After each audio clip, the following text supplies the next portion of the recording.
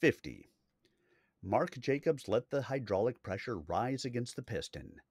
The shining steel slug moved forward into the cylinder, and Jacobs watched the pressure indicator scroll upward as the kg/SQ/cm rose toward the liquefaction point of the captured hydrogen. This was the 47th time he'd gone through the process, and every time he felt his palms grow wet with nervousness. The snaking hoses that led away from the pressure pump to the fuel storage tanks had been checked and rechecked each time the procedure was completed, but it still made him nervous.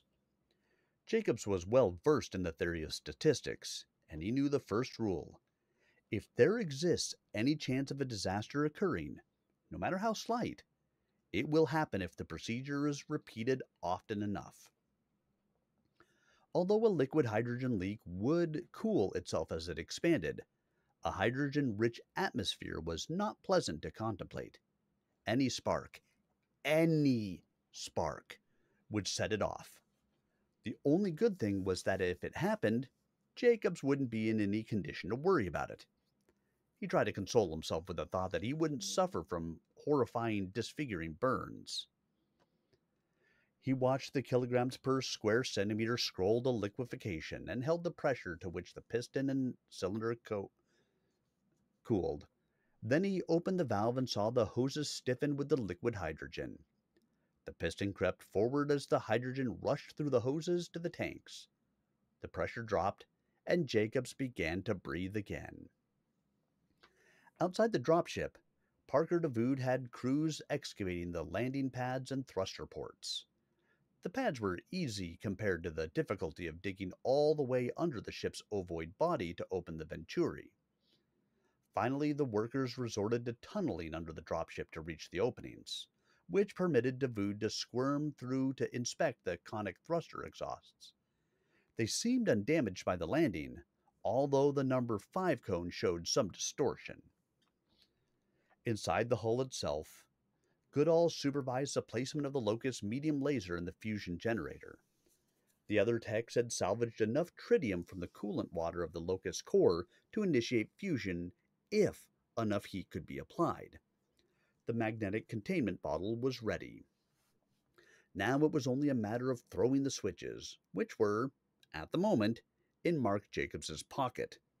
He had insisted, and reasonably so, that all circuits be absolutely dead while he generated the liquid hydrogen. The only assurance he would accept was to have all the switches with him until fueling was complete. Even then, he demanded that the area be swept for pockets of hydrogen before they went any further. The more fuel he created, the more paranoid he became. As did they all. Sagiri Johnson took over the dismantling of the Locust, though there was little of any value still on the mech. The machine guns and ammunition were stored aboard the dropship, although the vessel itself had plenty of inherent firepower. They would also keep the medium laser, or at least the guts of it, on board the ship. The 3-meter-long barrel would remain where it was, at the request of the Tatate. They wanted to keep the Locust as a reminder of what they had been through, and as a visible symbol of their legend fulfilled. Takuda had granted their request, as long as the Tatate let the humans salvage all usable equipment. He did not know what he and his people would face on Far Country, nor did he think it was a good idea to leave the Tatate with advanced technology they didn't understand. All it would take was for one of them to figure it out to unleash a chaos they could probably not control. The fusion core would be the last thing they would shut down. It would remain in the Locust, mainly because it would not be of any value. If the dropship's core failed, 2 cold power plants wouldn't do its passengers and crew any good. The refugees continued to work on the dropship, now renamed Noah's Ark, until the supervisors reported that they were ready. All systems had been checked and rechecked. All repairable damage had been repaired. The fusion generator was up and functioning. The fuel tanks were full. It was time to load. But what to take? There was no telling what kind of environment they would face or whether they would find anything edible on their new homeworld. Yet they didn't want to upset a functioning ecosystem by introducing alien species. They chose carefully those plants and animals that seemed most benign. Choosing plants was easy enough. It was the animals that could prove difficult. They decided to take neither fish, nor fowl, nor beasts. If they found any of those on far country, fine. If not, the humans would just live without them. But insects and worms were another kind of problem. Any vegetation they took would require pollination and fertilization, for which they would need the bugs and stuff. The two of each kind idea proved more difficult than anyone at first imagined. Desk members, techs, and humans scoured the fields and woodlands for insects that crawled, burrowed, and flew.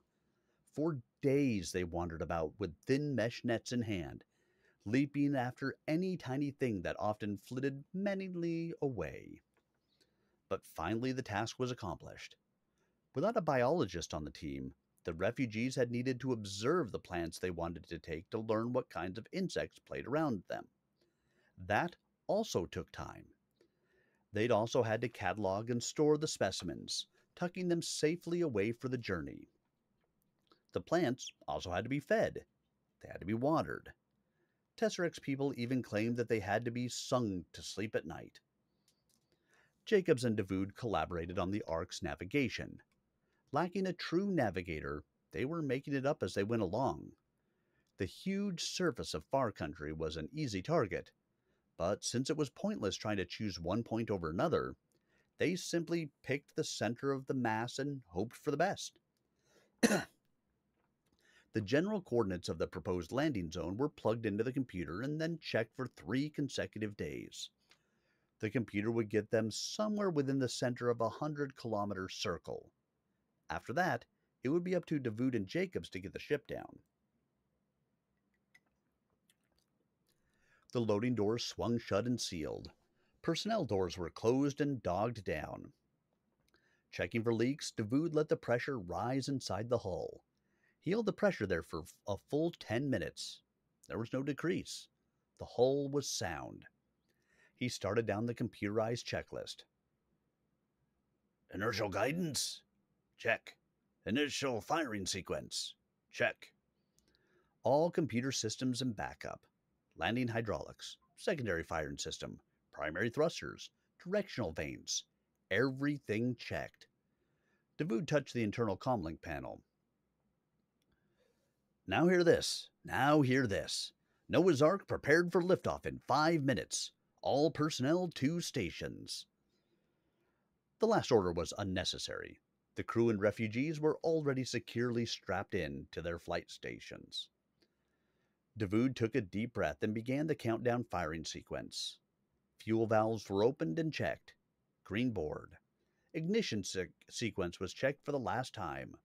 Green board. He rocked the landing legs to help break the vacuum under the Ark. Everything still green.